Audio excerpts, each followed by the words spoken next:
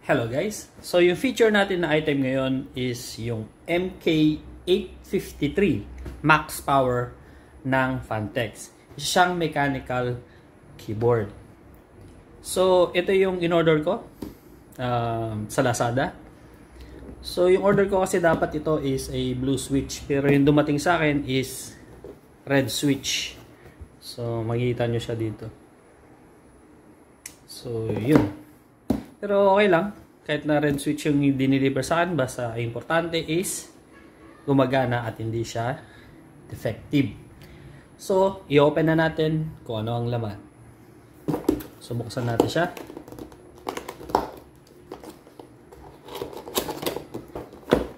Okay. So, buksan na.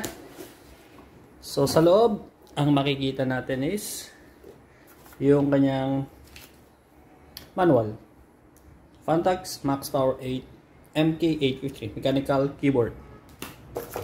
And yung ating mismong mechanical keyboard.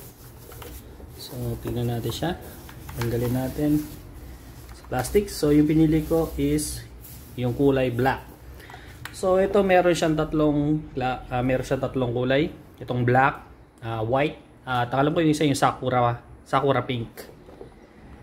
So, yun. Well, mabigat siya. Mabigat siya. Para sa isang mechanical keyboard.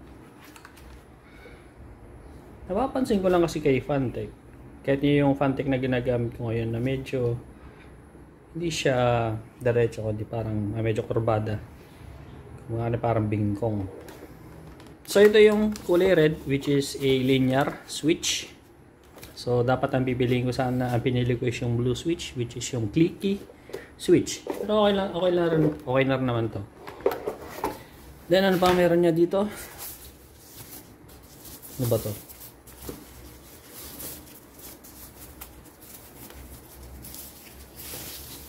Okay. So, para tong arm guard. So, siguro, so tama nga. So, pag tinignan ko kasi dito, so, ito is dito. Yan, dito. So, yan. So, ipapasok natin yan dito. Tapos, yan na. Tapos, magiging something na ganito. Yan. Ito yung tsura niya. So, para sa extension. Nagustuhan ko lang kasi dito, nung tinignan ko yung review nito, itong numb. So, meron siya nitong controller. So, maganda naman yung kanyang cable. Hindi naman siya tinipid. Then, sa likod, so, meron tayo na dito sa likod. So, sa likod, meron siyang stand. Yun o. So, nag-i-snap. Buti lang ito, may stand kasi sa akin, yung isang Phanteks ko. Ginagamit yun, wala siya nito.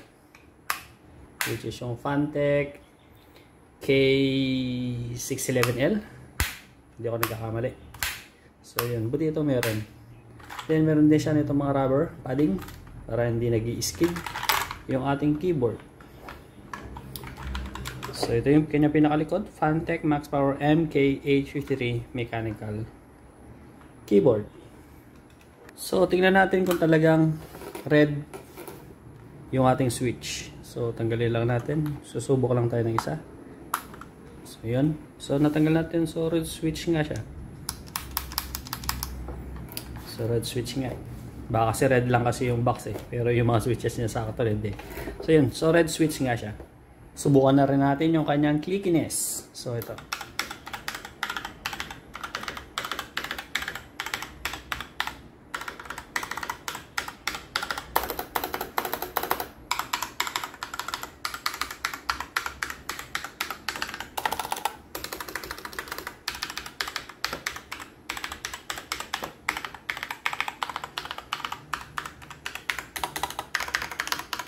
So, most likely, ito yung maririnig nyo habang kayo ay nag-type. Or, depende na lang siguro kung kayo ay naglalaro at ang inyong hard carry ay sobrang hard talaga i-carry. Okay, so meron din pala siya nitong cap remover. So wala siya ng switch remover. Pero meron siyang cap remover. Buti na lang ito, meron siyang cap remover kasi yung iba wala sila, hindi sila nagpo-provide na ganito. So yun lang guys, subukan na natin yung ating Phanteks MK853 mechanical keyboard.